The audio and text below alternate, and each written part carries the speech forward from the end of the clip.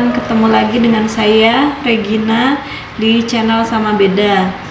Di season sebelumnya kita sudah kedatangan narasumber bernama Mbak Dila. Nah, ini adalah season kedua, season terakhir dari ceritanya Mbak Dila yang berjudul Aku Ingin Pergi. Di sebelah saya udah ada Mbak Dila. Mbak Dila, gimana kabarnya? Alhamdulillah baik Kak kabarnya. Jadi selama 1 minggu ya kita nggak ketemu ya? Iya, seminggu lebih lah ya. Jadi gini, Mbak Dila kemarin kan di akhir ceritanya Mbak Dila ketemu sama pocong ya? Iya, bungkus-bungkus. Iya, bungkus membungkus ya.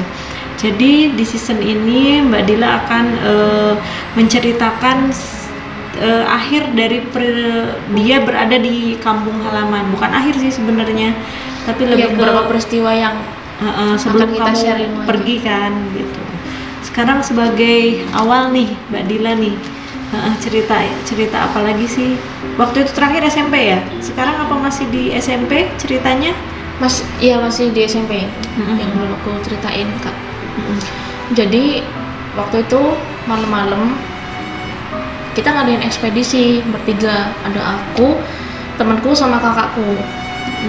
Motoran ke sana karena kebetulan gerbangnya nggak dikunci juga kan.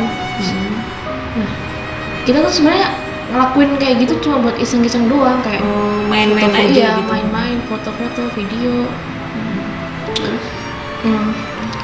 Pas baru masuk nih Kak, kita langsung ke kelas yang ujung, ke kelas yang di season pertama aku cerita ada yang lempar celurit itu. Nah itu kelasku yang masih kelas 7 itu kelasku yang paling ujung, jadi paling jauh. Pas pertama masuk itu hawanya udah aneh. Aneh gimana? Panas gitu hawanya, setara itu juga gelap, semua kelas tuh nggak ada penerangannya sama sekali, dan koridornya pun gelap juga. Nggak, itu apa bisa panas itu karena cuaca atau gimana? Kan malam kan? Iya, biasanya kalau malam kan ada hawa-hawa dingin, angin di situ panas ya. Iya, terus nah udah kan kita jalan disusurin semua lorong-lorong yang ada di situ. Pas kita mau ngelewatin barisan kelas 8, sebelum masuk itu kan ada lorong ke belakang. Pas kita udah ngelewatin tuh ada suara menggeram Kak dari belakang. Gitu. Ya kita logika aja lah, mungkin suara kucing kan, tapi kakakku bilang mungkin suara kucing. Pas dia tengok tuh nggak ada apa-apa. Tapi pikirku kucing masa suaranya kayak manusia gitu sih, terus suaranya juga berat gitu. Jadi emang terdengar kayak manusia. Iya, dan semuanya kita bertiga denger. Gitu. Udah kan, setelah itu kita masuk ke kelasku, kelas 8, dan kelasku itu kita masuk ke kelasku kan di kelas 8 itu, dan kebetulan kelasku adalah satu-satunya kelas yang pintunya nggak dikunci kan. Terus akhirnya kita masuk pelan-pelan, dan cuman foto-foto udah krek sana sini, dan juga gelap kan. Pakai ini enggak sih Ada, kita bawa senter juga, pakai senter sama HP kan. Udah, habis itu iseng tuh kakakku, dia tiba-tiba keluar cepet-cepet, takutnya ada apa kan, jadi kita juga deg-degan kan di situ. Udah, setelah keluar kita jalan dan kita istirahat di tangga. Nah, tangga itu kan miring Kak, jadi tangga yang paling bawah itu miring. Maksudnya miring, nggak lurus sejajar gitu. gini. Nggak Jadi sejajar agak sama miring. tangga-tangga yang lainnya, nggak sejajar. Menurut cerita dari dulu, zaman-zaman dulu, katanya di situ itu ada makamnya, jadi tangganya nggak bisa lurus. Jadi kayak dia bangun tangga tapi di bawahnya makam yang ada mayatnya itu. Nggak diambil dulu berarti? Enggak. Terus serem. Kita di situ juga foto-foto lagi kan, foto-foto. Udah langsung lihat hasilnya di situ. Ternyata pas kita foto di tangga itu, di belakang kan, di atas kan kelas, ada tiangnya. Pas dicek sama kakakku, di tiang itu ada yang ngintip. Iya, jadi deket banget itu. Mukanya itu putih, matanya hitam, terus ada rambutnya panjang. Cuma Cewek? kepala doang. Cewek apa cowok? Mungkin cewek ya. Kelihatan kepala sama rambutnya doang. Ngintip ya, khas ngintip gitu. Tapi serem ya. Serem banget kan. Jadi kan kita saling toleh kan. Noleh Terus belakang. cabut lari. Enggak langsung lari. Kita masih tenang. Kalian Mencoba. kuat ya? Sebenarnya pura-pura kuat. Oh gitu. Terus habis itu kita naik di atas itu kan kelas 9 sama laboratorium IPA. Udah kita naik ke laboratorium IPA. Nah, labor itu jendelanya terbuka. Dalam artian terbukanya itu karena nggak dikunci dari dalam. Jadi kita bisa ditarik gitu kan. Nah, foto. Udah, kita langsung caw kan. Kita ngelewatin kamar mandi. Nah, pas kita di depan kamar mandi itu dengar dari dalam ada suara air. Suara Posisi air nggak ngalir. ada orang kan? Pas kita cek nggak ada orang padahal. Terus airnya juga nggak ngalir sebenarnya. Iya.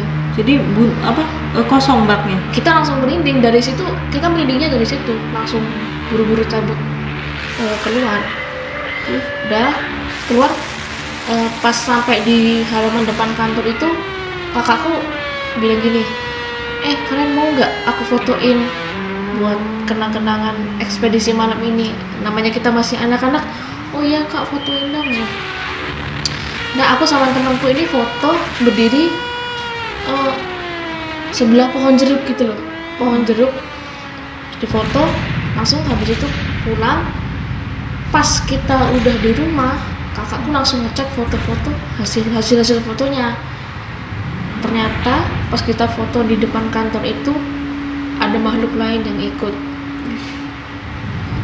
Ya, apa itu? Makhluk apa itu? Di halaman depannya, di sebelah lampu taman ada pocong. Bener-bener iya, pocong lagi. Terus mukanya itu kayak kebakar gitu. Putih, bener-bener putih yang kelihatan. Apanya yang putih? Kalau kita zoom mata pocongnya itu bener-bener kelihatan banget. Mulutnya, terus hitam-hitam di pinggir matanya itu bener-bener kelihatan banget. Jadi itu memang jelas banget. Bener-bener kayak ngadep kamera gitu dia. Dia ikutan. Iya. Terus Ya dari situ kan kalau setiap berangkat sekolah jadi bayangin di sini ada pocongnya nih kayak gitu. Nggak cuma itu aja kak dapatnya. Masih ada lagi. Di hasil jepretan di kelasku yang kelas 8 itu ada yang ngintip juga. Di balik kursi-kursi itu ada yang ngintip. Itu yang ngintip sama dengan yang ngintip kali sama yang ngintip kalian di tangga itu? Kayaknya hantunya sama sih, soalnya dari mukanya yang serba putih banget mukanya, terus di lingkaran matanya itu ada hitam-hitam sama rambutnya kayak gondrong gitu kan rambutnya. Dan dia ngintipnya tuh di balik kursi, kayak ya ngintip sama kayak pas di tiang itu. Kayaknya itu tipe-tipe hantu yang suka ngintip deh. Serem tapi. Iya. Nah, terus udah cerita dari ekspedisi itu, ada lagi nggak cerita pas ekspedisi? Oh ya, ada juga, kita juga dapat penampakan di laboratorium. Itu posisinya jendela kan kordennya warna pink, tapi di balik jendela itu ada yang berdiri setengah pocong. Kok kalian Iya, berurusan banyak sama- banget dapat pocong. Terus Serem kan jadinya. iya serem banget sih, aku nggak bisa bayangin. Iya.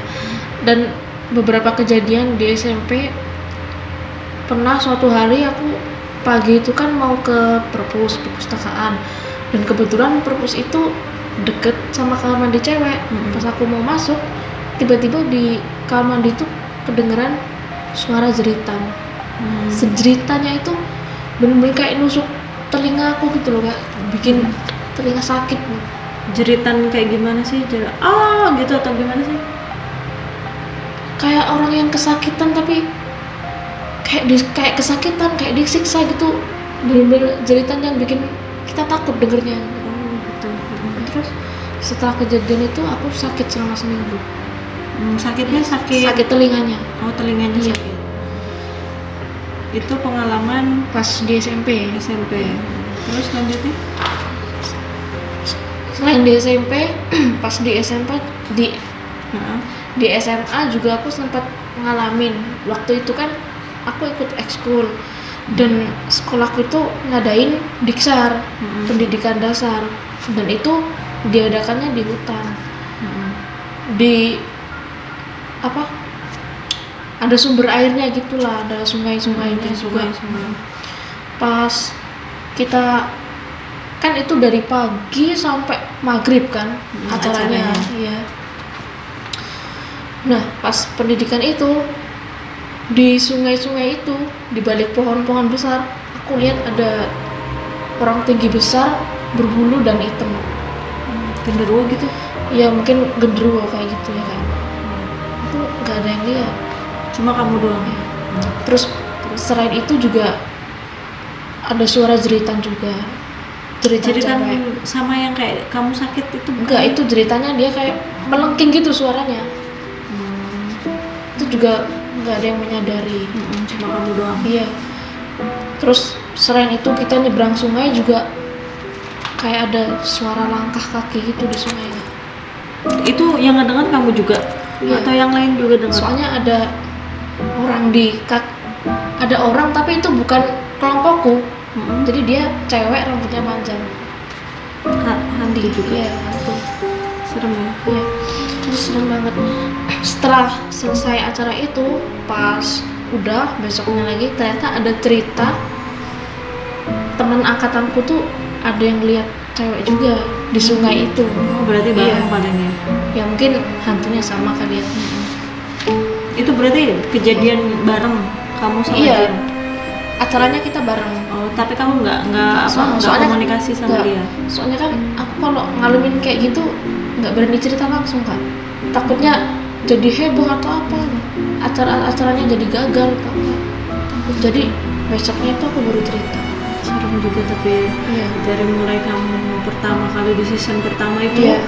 yang kamu mau dilempar celurit itu, terus ngeliat pocong, terus di awal season kedua ini kamu lihat pocong juga di hutan.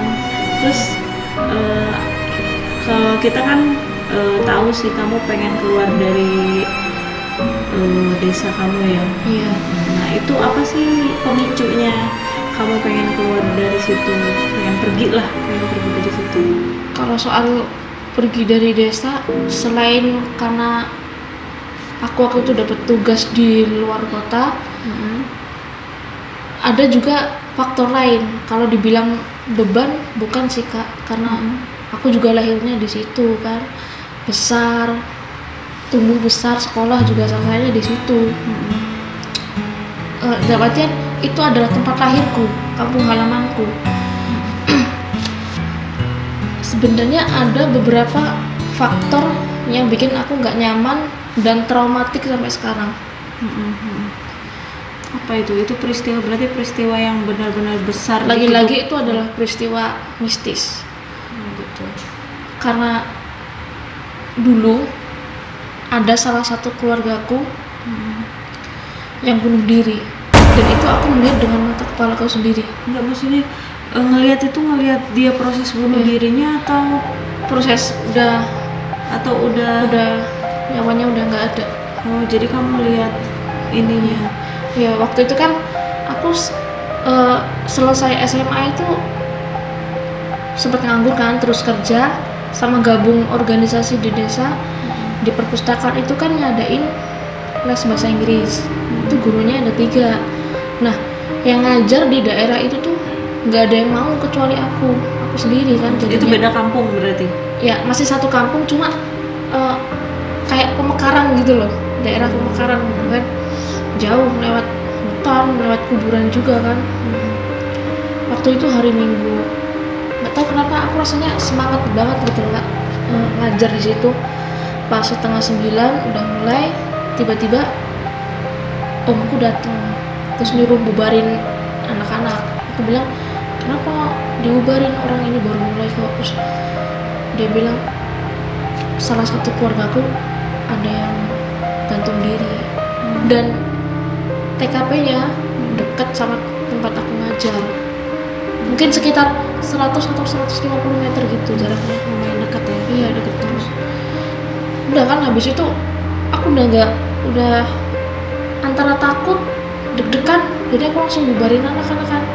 Nah, aku ikut sama omku sama 2 orang lainnya, kita lihat ke tempat kejadian dia gantung diri. Kita mendekat, mungkin sekitar jarak 4 meter itu aku lihat korbannya Kak. Dan setelah lihat itu aku rasa dunia itu semakin, pandanganku tuh jadi gelap gitu loh Kak. Kepala sama pundakku rasanya jadi berat banget. Iya sih, aku lagi sayangin juga salah satu keluarga kita gitu ya. Iya, Terus, itu yang bikin aku trauma banget sampai sekarang. berarti kamu memang benar-benar ngeliat wujudnya Iya. dia gitu pas sesudah gantung diri itu Iya, kan. Belum datang polisi dan Belum, warga. cuman 4 orang kita, aku sama 3 orang lain itu. Rasanya bener-bener setelah kejadian itu pun setiap aku berangkat kerja rasanya di setiap sudut sana kanan kiri rasanya ada posisi dia di atas gitu loh. Iya, selalu terbayang-bayang sampai beberapa minggu ke depan tuh selalu terbayang-bayang. Karena posisi aku kerja pun lewatin hutan-hutan juga. Jadi Itu. ngelewatin tempat Iya. itu yang bukan tempat itu, cuma jalannya tuh sama hutan-hutan. oh gitu. Jadi serasa memang Iya. benar ada di situ juga. Iya, kan? kayak ngikutin gitu loh. Entah itu halusinasiku atau pikiranku yang belum hilang-hilang setelah lihat Berarti posisi itu dia. satu kampung heboh dong. Ada orang bunuh diri, pertama kali orang bunuh diri. Heboh banget waktu itu, jadi tontonan Kak. Gitu. Terus Sebenarnya itu juga bukan kasus yang pertama kalinya terjadi di desaku. berarti sebelumnya ada juga. Sebelumnya ada juga. Dan gantung diri itu beberapa kasus gantung diri di sana ada. Mungkin dengan lain permasalahan lah ya, Iya. yang nggak bisa kita ceritakan Share di sini di sini, karena ini adalah privasi dan aku juga menjaga privasi keluargaku. Terus Ya, kayaknya ini ya, aku ngebayangin juga bukan takut iya, terus trauma iya, karena itu kan salah satu Kita keluarga melihat kita langsung. kan. Terus dengan kejadian itu, kalau aku jadi Mbak Dila juga mungkin aku akan pergi dari situ lah gitu kan. Pertama mungkin karena karir, karena kerjaan, kedua karena bukan permasalahan sih, jadi peristiwa-peristiwa yang kayak gitulah gitu kan di kampung, terutama menyangkut sama keluarga sendiri Iya. kan gitu. Nih Mbak Dila, ada pesan-pesan nggak sih kita di ujung Iya. season ini, ada pesan buat temen-temennya nggak? ada yang di Kak. rumah?